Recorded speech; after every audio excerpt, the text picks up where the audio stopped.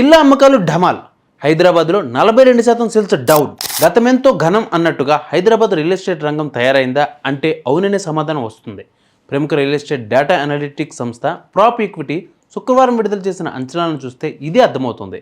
మరి దేశంలోని 9 ప్రధాన నగరాల్లో ప్రస్తుత జూలై సెప్టెంబర్ త్రైమాసిక ఇళ్ల అమ్మకాలపై ప్రాప్ ఈక్విటీ ఓ రిపోర్టును విడుదల చేసింది.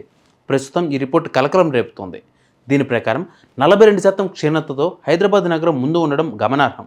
ఆ తర్వాత బెంగళూరు 26%, కోల్కతా 23, పూణే 19, చెన్నై 18, ముంబై 17, థానే 10 ఉన్నాయి. ఢిల్లీ ఎన్సీఆర్లో 22%, నవీ ముంబైలో 4% చొప్పున పెరిగే వీలున్నట్లు పేర్కొంది. కాగా మొత్తం ఈ 9 నగరాల్లో ఈ జూలై సెప్టెంబర్లో ఇళ్ల విక్రయాలు 1,04,393 యూనిట్లుగా ఉండొచ్చుంది. నిరుడు ఇదే వ్యవధిలో 1,26,848 యూనిట్ల అమ్మకాలు జరిగినట్లు పేర్కొంది.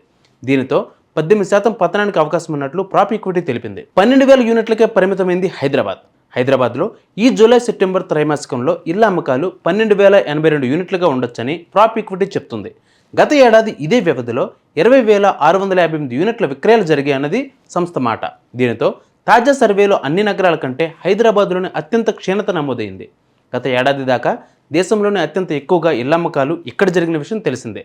ముంబై, బెంగళూరు వంటి నగరాలను దాటుకుని గడిచిన 10 ఏళ్లలో హైదరాబాద్ రియల్ ఎస్టేట్ రంగం దూసుకుపోయింది. కానీ ఇప్పుడు సీన్ రివర్స్ అయింది. ఎందుకు? దీనికి అసలు ముఖ్య కారణం ఏమిటి అని అడిగితే కొంతమంది హైడ్రా ఎఫెక్టే కారణం అంటున్నారు.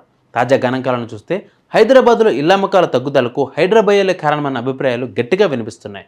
కొందరు అక్రమార్కులు చేసిన పనికి మొత్తం నిర్మాణ రంగమే మందగమనంలోకి వెళ్ళిపోయిందని రియల్ ఎస్టేట్ అనుబంధ రంగాలు, వ్యాపారులు ఆగ్రహం వ్యక్తం చేస్తున్నారు. అక్రమ లేఅవుట్లతో అమాయక జనాలు ఆగమైపోయారు. కొత్తగా కొనేందుకు ఎవరు ఆసక్తి చూపడం లేదని అంటున్నారు.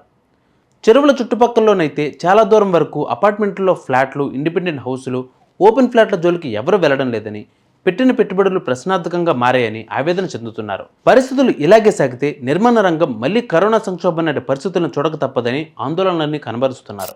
నిజానికి దసరా, దీపావళి పండుగల సమయంలో హౌసింగ్ సేల్స్ ఊపందుకుంటాయి. కానీ నగరంలో ఆ సంకేతాలవి ఇప్పుడు కనిపించట్లేదు. కారణం ఏమనుకుంటున్నారు?